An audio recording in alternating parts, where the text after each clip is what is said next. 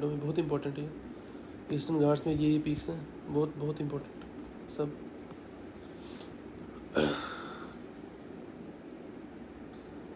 देवादी मुंडा देखो, ये एक पीक है ईस्टर्न घाट में।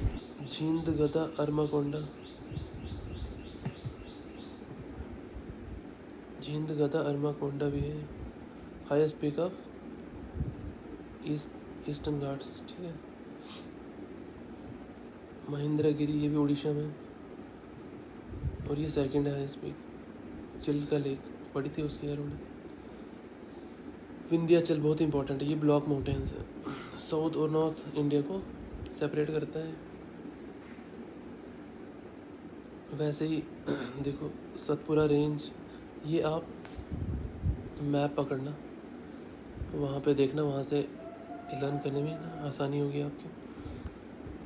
सतपुरा रेंज, महादेव, हरिश्चंद्र कहाँ कहाँ पे हैं, सारी महाराष्ट्र या एमपी में है, ठीक है काफ़ी। और ये अरावली बहुत इंपॉर्टेंट है, देखो ओल्डेस्ट रेंज है इंडिया में, ओल्डेस्ट पहाड़, इसकी हाईएस्ट पीक का नाम है गुरु शिखर, ठीक है। बाकी ये पॉइंट्स ये नहीं पढ़ने आपने।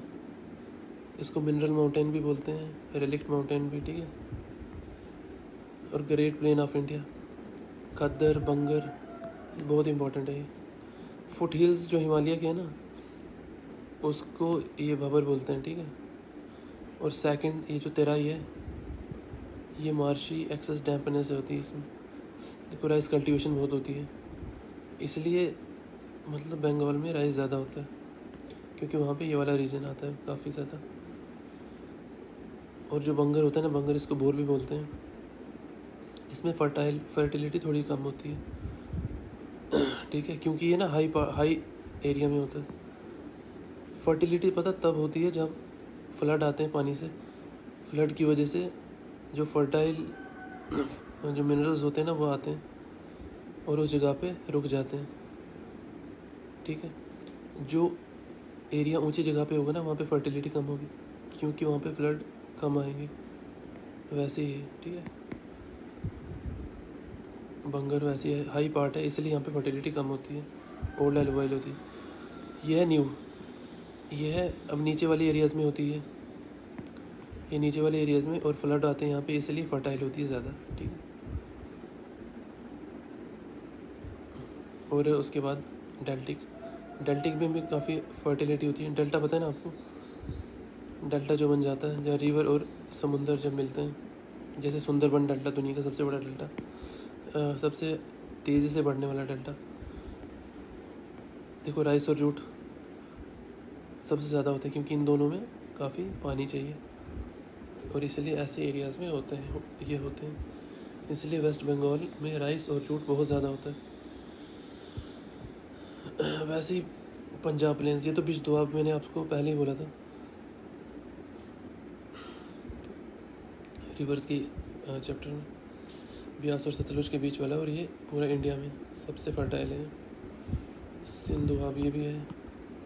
कोस्टल प्लेन्स देखो, वेस्ट कोस्टल प्लेन्स, वेस्ट जो महाराष्ट्र वाला इलाका है, गुजरात, महाराष्ट्र, उनके कोस्ट वाला समुंदर से लगते हुए प्लेन्स हैं, ठीक है।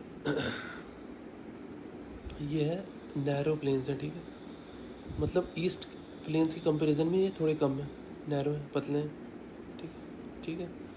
यहाँ पे बारिश बहुत ज़्यादा होती है यहाँ पे, ठीक है, बहुत ज़्यादा बारिश।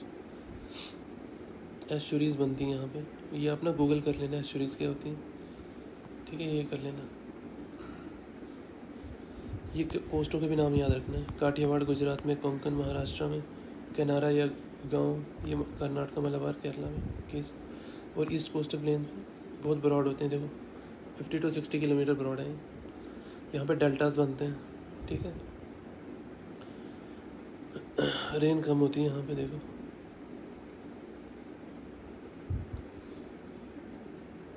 और ये नॉर्दर्न सर्कल प्लेन्स, ये उड़ीसा और वेस्ट बंगाल में काफ़ी इम्पोर्टेंट है।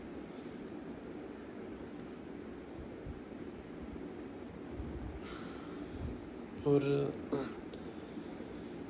अब आइलैंड्स ऑफ इंडिया बहुत इंपॉर्टेंट है, अंडमान निकोबार और लक्षद्वीप, ये दो मोस्ट इम्पॉर्टेंट है।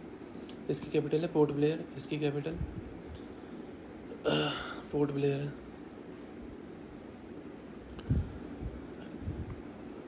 ये अंडमान निकोबार ना इस माउंटेन का कंटिन्यूएशन है, ठीक है। ये अरकियनोमा, ये म्यांमार में है, ये भी याद रखना है। पोर्ट ब्लेयर मिडल अंडमान में, तो ये भी 3 पार्ट्स में डिवाइडेड है अंडमान, तो ये मिडल वाले में है, ठीक है। सबसे बड़ा एरिया वाइज है। डंकन पैसेज लिटिल अंडमान और साउथ अंडमान के बीच में जो पैसेज होता है उसको डंकन पैसेज बोलते हैं। सैडल पीक भी यहाँ पे अंडमान निकोबार में, इंदिरा पॉइंट भी यहाँ पे, बैरन आइलैंड भी यहाँ पे। इंडिया का सबसे इकलौता वॉल्केनो है यहाँ पे, जो अभी सिर्फ 2013 में एक्टिव था last time.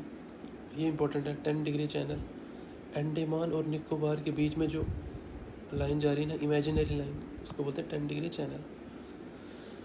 Same Lakshadweep important है इसमें, ये 8 चैनल लक्षद्वीप और मालदीव्स के बीच में, ठीक है।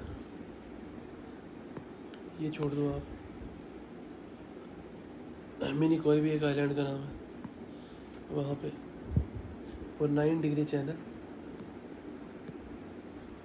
मिनिकॉय और लक्षद्वीप के बीच में। बहुत इंपॉर्टेंट पॉइंट, बहुत बहुत बहुत इंपॉर्टेंट पॉइंट। अब थार डेजर्ट, इसमें कुछ खास नहीं है, बस राजस्थान में वो इंदिरा गांधी कैनाल जो मैंने बोली थी, ये वही है।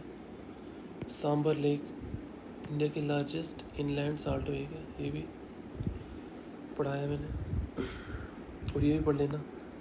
इंडिया चाइना की बाउंड्री को ये बोलते हैं, जर्मनी फ्रांस की बाउंड्री को ये। साउदर्न हेमिस्फीयर है ना जो, यानी कि इक्वेटर के साउथ वाला पार्ट, वो थोड़ा सा गर्म होता है नॉर्दर्न हेमिस्फीयर के कंपैरिजन में, लेकिन जो साउथ पोल होता है ना, वो थोड़ा सा ठंडा होता है नॉर्थ पोल के कंपैरिजन में। इंडिया की longest river Ganga, largest river island है मजोली, आसाम, जो ब्रह्मपुत्र में। ओशन है, ओशनिक आइलैंड, सबसे बड़ा ओशनिक आइलैंड है मिडिल अंडमान, जो अभी ऊपर पड़ा हमने। हाईएस्ट डैम टेरी डैम, ये है भागीरथी में। लॉन्गेस्ट डैम है हीराकुंड डैम। हाईएस्ट वाटरफॉल है जोग फॉल्स, ये नहीं है, कुंचिन फॉल्स है, ये पुरानी एनसीईआरटी में लिखा था फ़िलहाल। लेकिन ये आप याद रख लेना कि जोग फॉल्स है सरस्वती कर्नाटका में, ठीक है। गांधी फॉल्स भी यहाँ पे, याद रख लेना। बस हाईएस्ट नहीं वाटरफॉल। लॉन्गेस्ट कैनाल, ये भी पढ़ाया मैंने आपको। लॉन्गेस्ट बीच चेन्नई वाला, सेकंड वर्ल्ड का सबसे लंबा बीच है। Longest coast line Gujarat. Hottest place, ये भी याद रख लेना, वेटेस्ट बी डेल्टा सबसे बड़ा इंडिया का ये है। केव अमरनाथ है, plateau Deccan. Indian standard time वो इस यहाँ से प्रयागराज से जाती है, ठीक है। ये देखो, ये इन शॉर्ट में लिखे मैंने सब, ये भी देख लेना। और ये जो है ना, ये इसके नीचे जो है ये है क्रॉप्स वाला पार्ट, ठीक है। इसको आप क्रॉप्स में कर लेना, ये सब पूरा नीचे तक, ठीक है। बस फिर इतना ही है।